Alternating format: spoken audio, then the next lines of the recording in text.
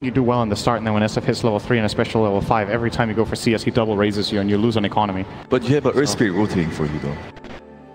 You can get, can't you count that in? That is true. There is always the wildcard of the Earth Spirit, so...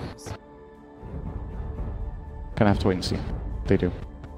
I'm still mainly on the storm train, but...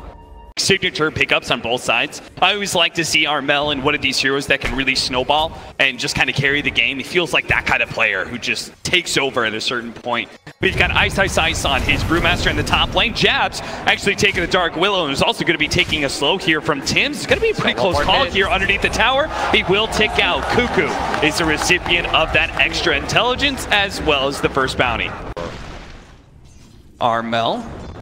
The SF comes up into that high ground and is going to try and make a chase here for that double damage. It's going to be kind of interesting. Bottom lane, Sam H trying to get away from that dagger chase of Mushi. He's going to be taunting all the way. Tims now just keeps on getting more damage on Moon. No 5-minute shrine available just yet, so he's going to try and loop around and get to the helping hands of Ninja Boogie. Gets the healing salve off. Tims. He's going to go for the kick. He misses out. That means the healing salve is also going to be blocked as well. And that's just disastrous. Tims may not be able to find a way out of this one. They're going to use the courier to be able to give them vision of Tims, make sure he can't escape, and that'll be a second kill for the game. Ice in the top lane is going to go for Raven. Does manage to get a clap, but can't run away from Raven fast enough. And now Jabs is going to be in trouble as well. Jabs does have the Shadow Realm. Is going to pop it now. In that Southeast Asian region, all trying to back you. The smoke. Could be a successful gank on the Moon. That would be a massive pickup if they could get it, but they are a little low on damage between the two of them, neither one being level 6 just yet. Connect to Armel here. Armel posturing forward. Leading with the Arcane Curse. They're going to run into Ninja Boogie. Nice kick up, though. It does manage to hit Moon. They're just going to be able to pop the Undying, but will they get out? A TP out from Armel is pretty smart. And he'll just get back to his tower area. It doesn't even go back to the fountain.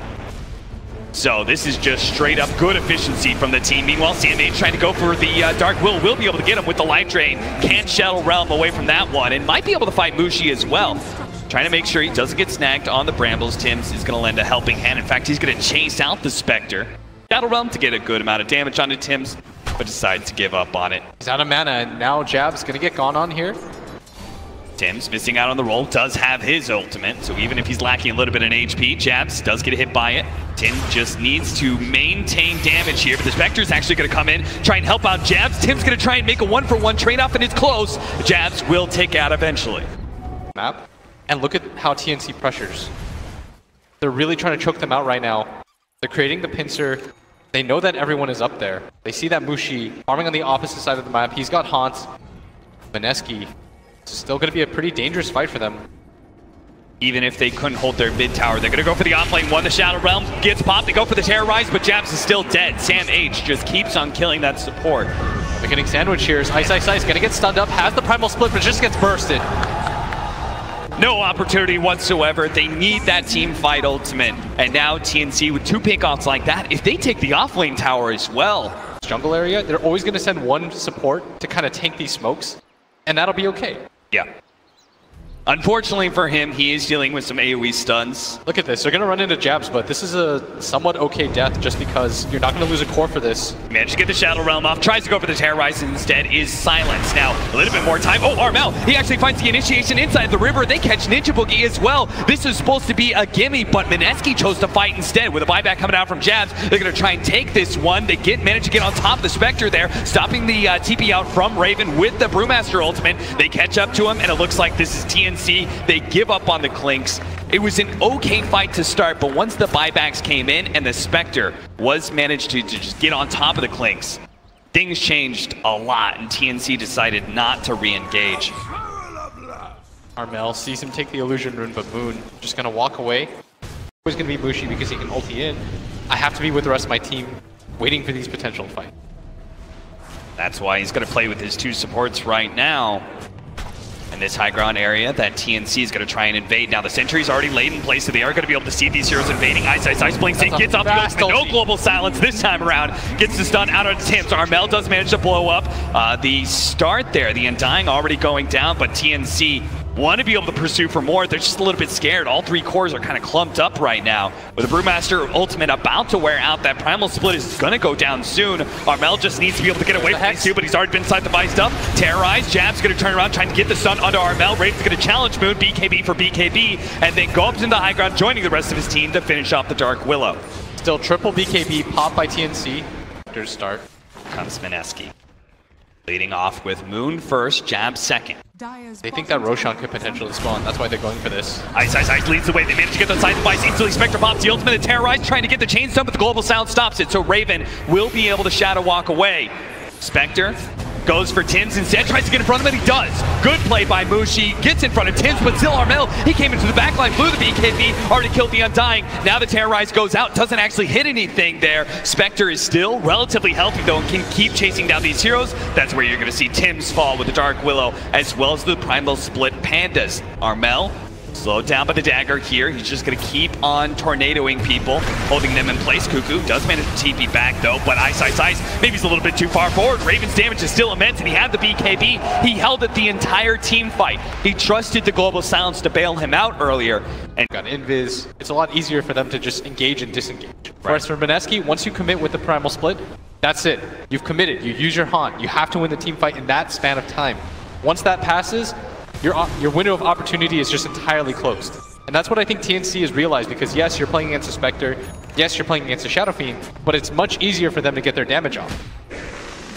Tims trying to go for the D-ward here, is going to be forced down, double force staff, tries to get away, stuns up himself as well as Armel. Jab's going to be able to get the counter detection out there to be able to control these heroes. Tim's going to be the first to fall.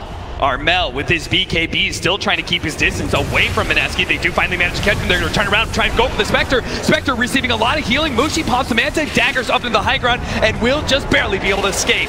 BKB activated by Raven though. He's a little bit scared of taking this fight further. It looks like Armel's going to be the one left out to dry here, as they do have the side device. Do they have a reveal? They don't have any more. Armel, in his second use of the Shadow Blade in the team fight, allows him to live. So again, we just trade off supports. Everyone gets low. Everyone is close to dying. But in the area, both teams. 20 health regen for the Clinks. So he wants to make sure that he's always healthy in order to take these fights rather than the extra bit of range. I think it's to be able to survive the Spectre Haunt too. Like once you're able to shuck that off, you can take that engagement as TNC. Cuckoo. Glimmer Cave trying to run in. Armel from the top. Let's see who he finds. 27 seconds still on Ice.